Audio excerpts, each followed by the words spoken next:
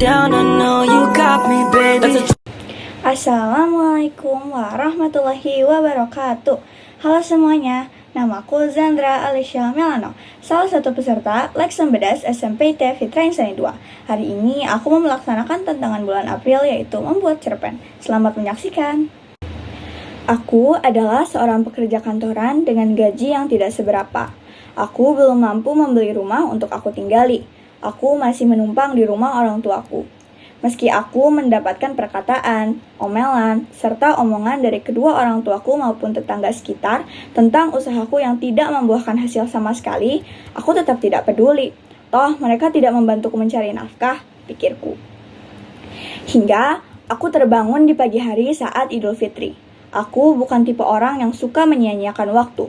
Beberapa saat setelah aku membuka mataku, aku berdiri dan mengambil handuk yang tergantung di belakang pintu kamarku.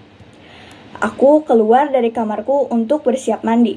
Baru satu langkah kakiku berjalan ke kamar mandi, aku mendengar suara yang hampir setiap hariku dengar. Teriakan ibuku. Aku sudah tidak kaget mendengarnya. Perkataannya sudah tidak mampu menggores bahkan menyentuh hatiku. Tapi hari ini terdengar berbeda. Aku bisa mengetahui bahwa ibuku sudah lelah menasehatiku. Pendapatan kamu tuh gak seberapa. Bangunnya telat, gak bisa bantu-bantu ibu. Hidupmu ke depannya gimana, nak? Tanya ibuku dengan suara yang lemah. Aku tidak dapat mengeluarkan satu patah kata pun untuk membalas perkataan ibu. Aku berusaha menghiraukan perkataan ibu seperti biasanya. Namun hari ini sangat berbeda dari sebelumnya. Entah mengapa, perkataan ibu terus menggema di pikiranku.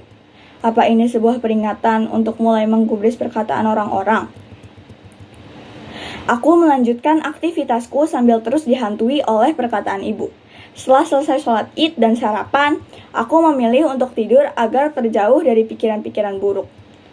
Aku terlelap beberapa saat setelah aku merebahkan tubuhku di atas ranjang. Tak lama, aku terbangun karena mendengar suara ibu yang diiringi dengan suara ketukan pintu. Nak, ada tante. Aku beranjak dari kasurku dan keluar untuk menemui tanteku yang sedang bersilaturahmi. Nina, udah gede banget ya sekarang. Dulu tante kesini masih kecil banget. Tante gendong-gendong. Haha, ucap tanteku sambil tertawa. Aku hanya tersenyum sambil menyalam tangannya. Gimana kamu sekarang? Kapan mau punya rumah sendiri?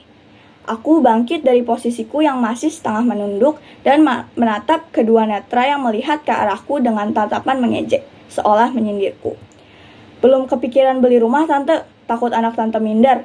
Jawabku dengan ketus dan langsung meninggalkan ruang tamu dengan keadaan tanteku yang masih mematung akibat perkataanku. Ibuku menegurku, tapi aku tidak dapat mendengar perkataannya dengan jelas. Aku kembali memasuki kamarku dan meraih ponselku untuk setidaknya sedikit meredakan perasaanku yang kacau. Bukannya meredakan, hal ini justru semakin mengacaukannya. Aku melihat notifikasi ponselku. Aku mendapatkan email dari kantorku. Surat pemutusan hubungan kerja. Jantungku terasa seperti berhenti berdetak. Apa ini? Mengapa hal ini bisa terjadi?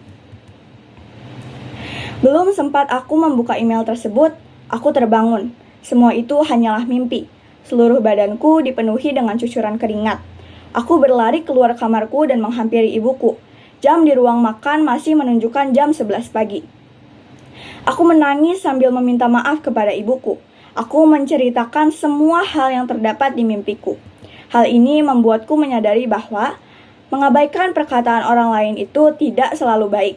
Siapa yang sangka aku mendapatkan teguran oleh Allah Subhanahu wa Ta'ala di hari yang mulia ini. Sejak saat itu, aku selalu menerima semua kritik ataupun saran yang bisa membangun pribadiku menjadi lebih baik. Terima kasih sudah menyaksikan sampai akhir. Wassalamualaikum warahmatullahi wabarakatuh.